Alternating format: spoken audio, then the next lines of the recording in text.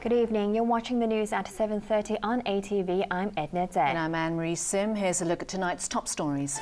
MTR under fire again after computer glitch causes 30-minute East Rail line shut down.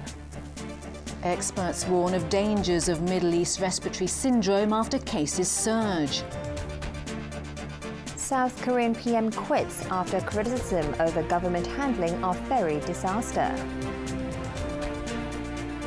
The MTRC is under fire again after the entire East Rail line was suspended for 35 minutes this morning because of a signal failure. Many passengers complained that the railway company failed to tell them what was going on. Bo Leung reports.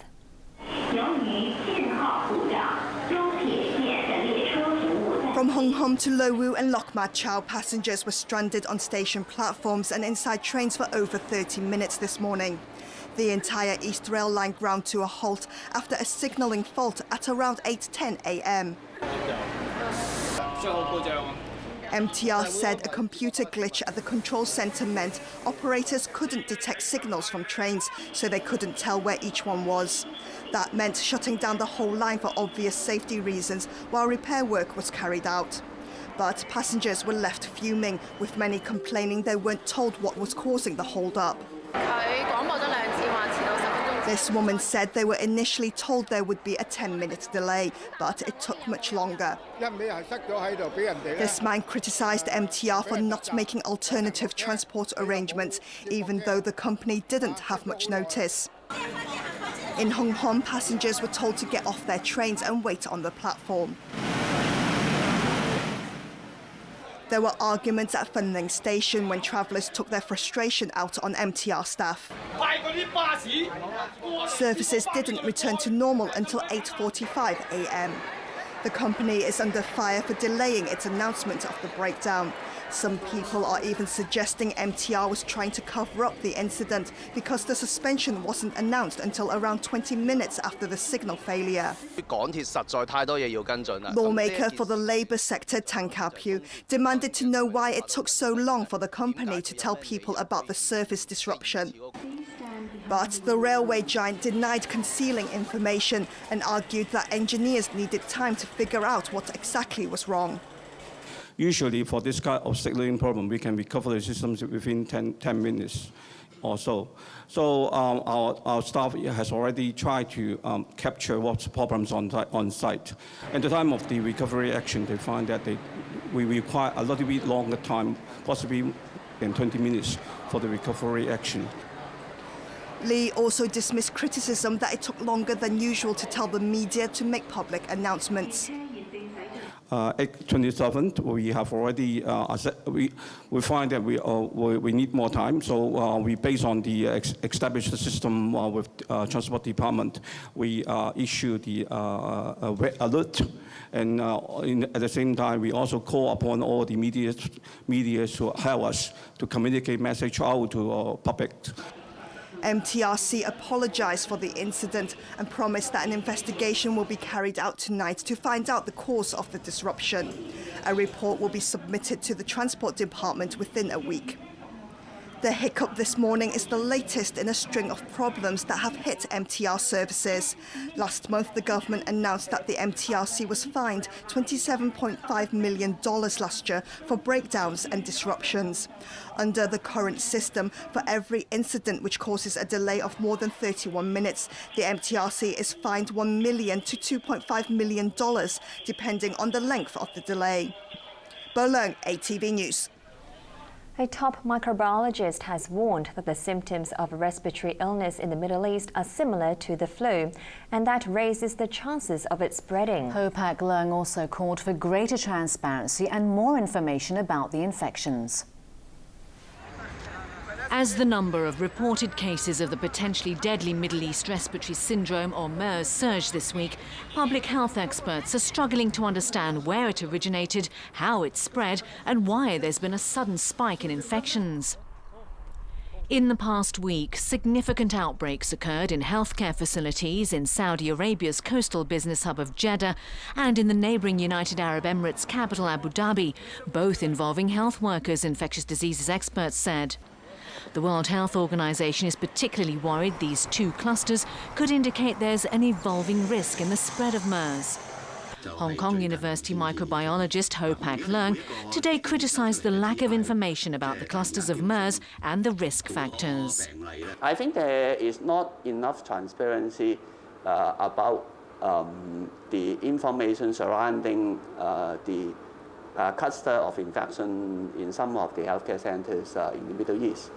So unless we have more information about those outbreaks, what are the factors that lead to the human-to-human transmission in those medical centres, we would not be able to develop specific measures to prevent such outbreak from happening again in the future. MERS, which originated in camels and usually causes coughing, fever and pneumonia, currently cannot be treated with a vaccine or antiviral measures. It can be transmitted either from infected people or camels, which are common in most Saudi cities. According to the scientific information, camels in the Middle East can carry the virus, and there have been some cases with very strong linkage to contact with camels. So I think given the information, travelers to the Middle East should avoid direct contact with camels.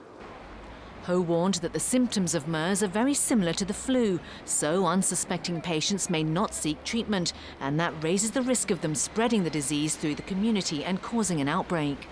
Unless you can clear those suspect of the infection, if they are allowed to board public travel transport system, there will be the chances of there will be a chance for the infection to spread from the patient to other passengers sharing the same transport system.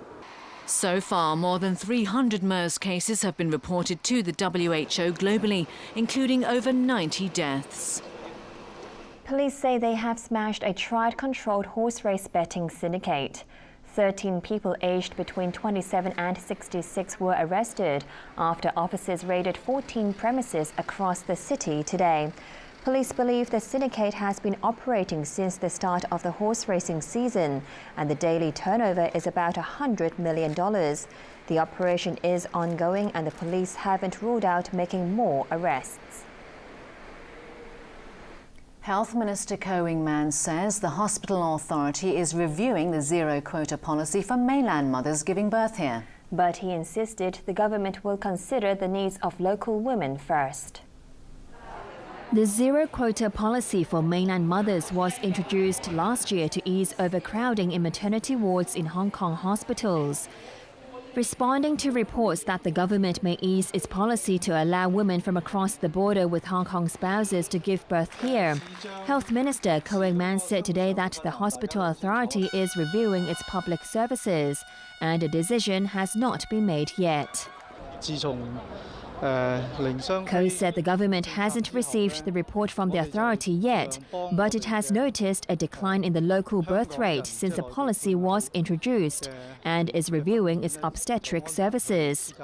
He added that the government has a responsibility to ensure that local women get priority at public hospitals and that services for them will not be affected before making a decision. Ko also urged the public and tourists in Hong Kong to maintain good personal and public hygiene. This follows reports that internet users are calling on mainlanders to let their children urinate in Hong Kong streets as a protest during the Labor Day holiday this week. This comes after a mainland couple was photographed allowing their toddler to urinate on a busy Mong Kok street. The couple then got into a heated argument with locals filming the incident. Ko said he is not pointing fingers at any particular group of people, but reminded everyone, locals or tourists, to respect Hong Kong's laws, which state that it's illegal to litter or urinate in public. He added it's difficult for officers to keep an eye out for such offences round the clock at every corner, but stressed they can and will take action. Ko said he will talk to his staff about strengthening public education on the issue. Taiwan President Ma Ying-jeou has decided to suspend building a controversial atomic plant that led to thousands of people taking to the streets of Taipei to demand that the government abandon nuclear energy. 2 of the island's 3 existing plants are located at New Taipei City, and another is under construction. Ma's government had planned to hold a referendum on whether the under-construction plant should become operational. But after a meeting of the ruling Kuomintang, he decided to seal 1 reactor after some safety checks and scrap construction of the 4th. Overseas, South Korea's Prime Minister has resigned after criticism of the government's handling of the recent ferry disaster. Search teams have been unable to recover any bodies for over a day due to worsening weather. Arthur Kyola reports. The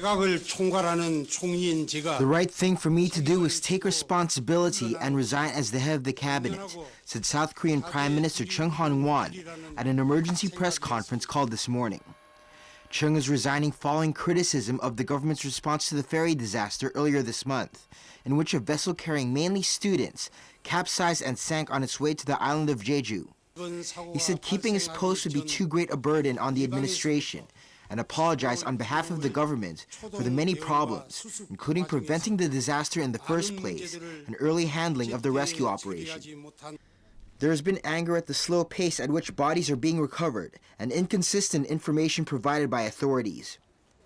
The day after the disaster, it was announced that all the students had been rescued.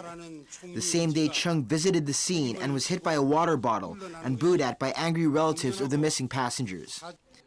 He admitted there were too many irregularities and malpractices and called for them to be addressed to prevent similar tragedies. He revealed that he was planning to resign earlier, but felt responding to the crisis and acting quickly were more important. It probably also would not have been good for President Park Geun-hye's image, coming around the same time of U.S. President Barack Obama's visit.